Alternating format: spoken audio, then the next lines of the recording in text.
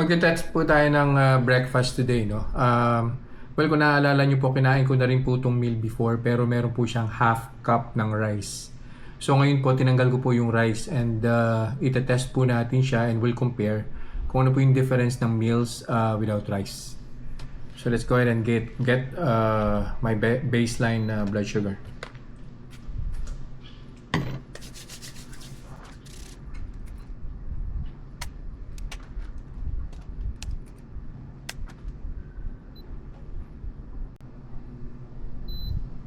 Yan. 105 po yung baseline natin, no? Nag-coffee po ako an hour ago. So alam niyo naman po na yung coffee ko is meron pong sugar, equal gold, at saka meron din po siyang creamer, coffee mate. So kainin ko na po to. Babalik ako after an hour to get the blood sugar spike.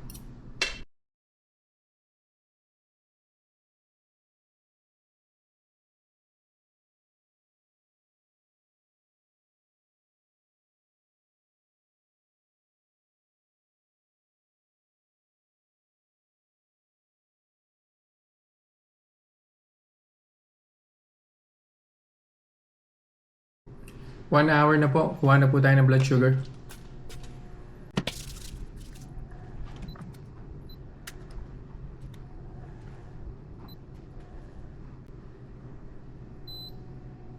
Nice.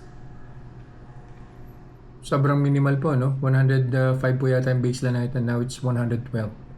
So iba talaga pagka no rice ang kinakain mo. Balik po ulit ako after an hour to get the final blood sugar reading. Final blood sugar reading na po tayo.